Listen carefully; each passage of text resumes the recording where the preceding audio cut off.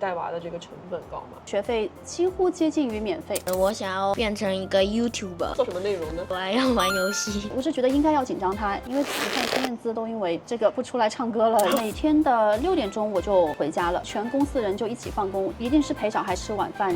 Hello， 大家好，我今天呢要去采访一个我认识了很多年的朋友，他之前其实在我视频里出现过，那个时候我们让他介绍一下新加坡的幼儿园是什么样子的。那现在5、6年过去了，他的小孩已经上了小学的5年级，他也开了自己的公司。所以现在我比较好奇的事情是，他一个人在新加坡怎么能够同时开公司又有时间去独立带娃的呢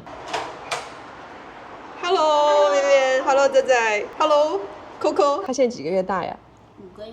大家好，这个是 Vivian， 然后我是80后，我到新加坡来已经25年了。现在我在经营一家自己的财会相关的公司，独立抚养小孩，平时生活比较忙碌啊。我还有一个狗狗在这里咬我的手，这个就是Max， 我的名字叫仔仔，我现在11岁，读5年级。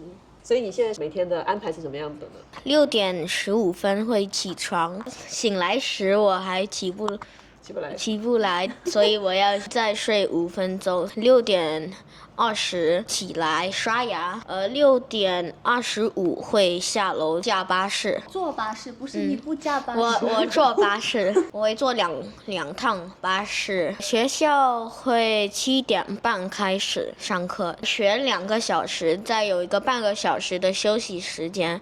休息时间完，我们就学习到1点半下课回家。下午一般会做什么？下午如果我有补习就去补习，但是如果没有补习，我就会回家。会很压力大吗？很大的压力。为什么？数学还有华文很难。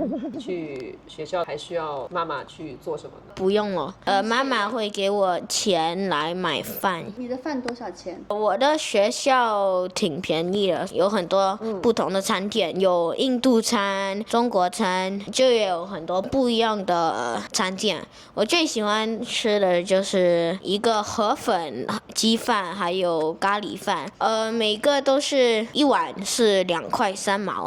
很好，回答得很好。所以你现在每天你的时间是怎么安排的呢？小学这5年来已经形成了一个很好的平衡，我就是准时每天6点钟会回家，虽然是在自己管理公司，但是我几乎不会应酬，每天是会回家陪小孩吃晚饭，然后看他写功课，然后让他睡觉这样子。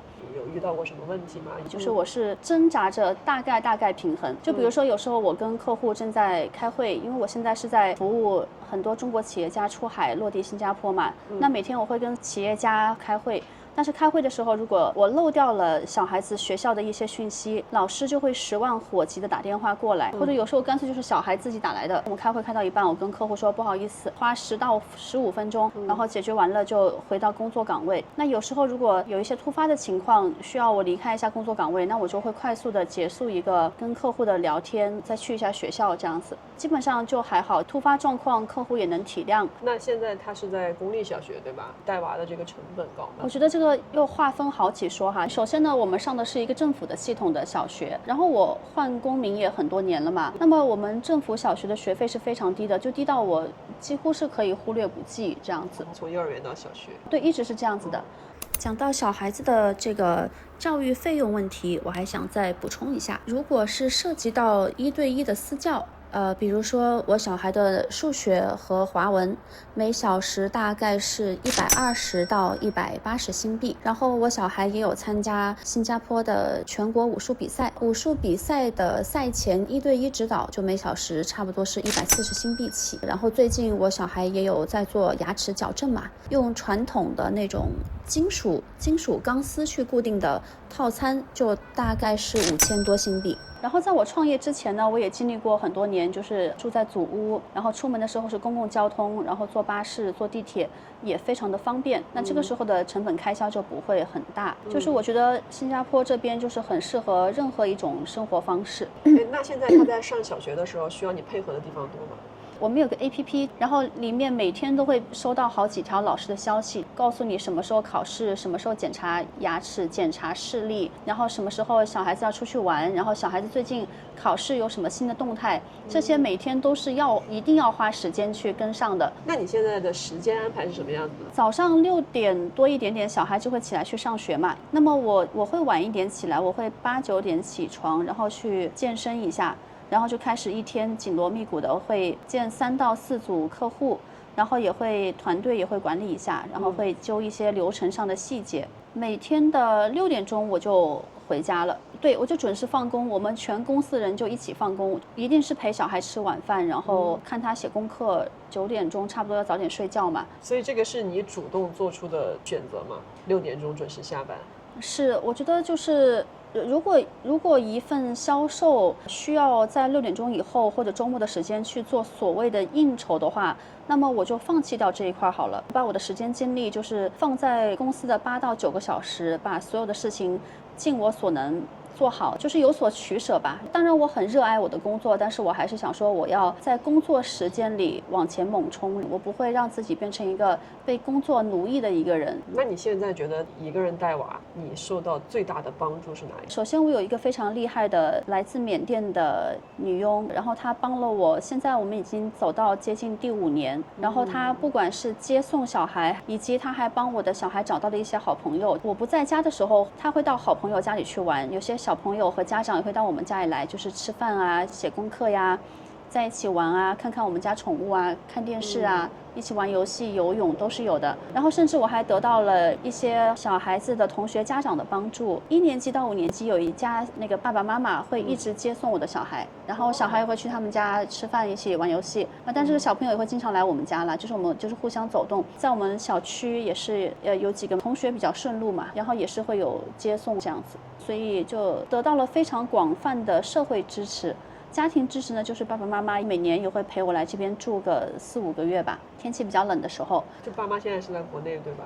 对，爸妈现在国内，但是差不多10月、11月份吧，就会到新加坡来，过完春节再回家这样子。新加坡小学的假期是怎么样子的？我们在6月份会有1个月的长假期，算是期中，然后在年尾的时候，11月下旬到1月3号到5号之间有一个长假期，就是圣诞新年假期，小孩就会往上升1个年级，然后另外还有2个小假期，就是分别在3月和9月有一个星期的小假期，就加上2头的那个周末，差不多9天吧，这样子。所以我们新加坡的家长差不多是像候鸟一样，就是每逢假期，我们的家长就会就离开新加坡，去到世界各地度假，去到日本啊、云南啊，就是一些热门的地点，超级贵，就是被新加坡家长这样把价钱哄抬起来的。是我那个时候都不敢回成都，因为回成都的价格也是要翻3、4倍。你觉得在这个过程中有没有让你觉得比较崩溃或者是难以接受的事情？觉得最崩溃还是小孩子生病这样的事情吧。因为我觉得只要无关生死，都属于擦伤。就反正我觉得各种类型的挑战也好呀，压力也好呀，我觉得都还是可以应对的。听起来带娃和公司这边已经很忙了，你平时给自己留的时间是哪一部分呢？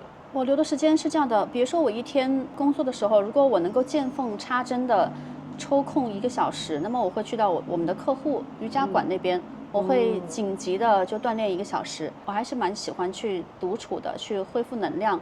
那么除了瑜伽呢，还有另外一件很棒的事情，是我参加了一个新加坡质量很高的一个书法协会。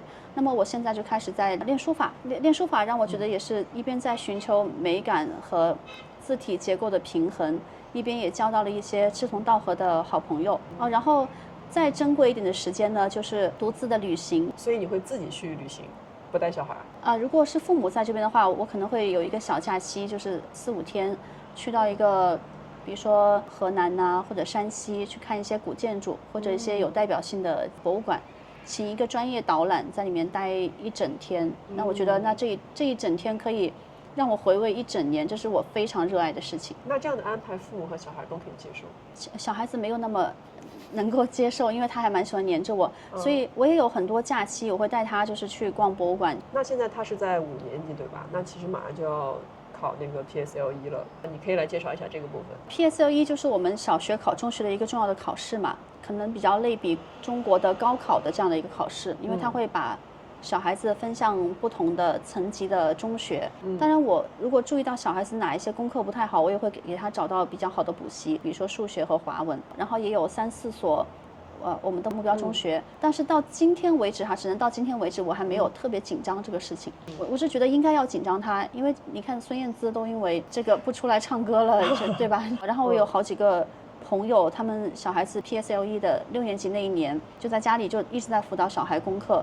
我不知道到明年会怎么样，我目前还没有特别在那个状态。觉得只要小孩如果个性好，然后身体好，出门也能交到很多好朋友，这点他做到了。那我觉得他将来的人生方向也不会太差，所以就是平常心吧。好，那我们最后再问仔仔一个问题，你对自己之后要读什么中学有什么想法吗？如果我可以做 DSA， 但是如果我不能做到 DSA， 那我就要去 Clementi Town Primary School， 因为 secondary school， 因为我们用 ChatGPT 问了一下 ，ChatGPT 说 Clementi School 它的 CCA 可以帮我把武术弄得更好一点，然后 Clementi Town 也离我们的家挺近的，所以去学校就不会很麻烦。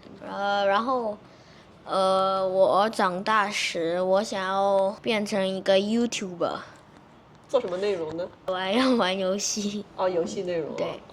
那你现在开始要做一些准备吗？对，我先玩游戏吗？对，我现在在那你觉得现在你跟妈妈相处的时间够吗？你满意吗？满意呀，但是我玩游戏时间我觉得有点少。好，那就非常谢谢 Vivian 和 Max 今天来接受采访，谢谢，谢谢咯，谢谢。怎么扣开始咬我了？Go go，拜拜。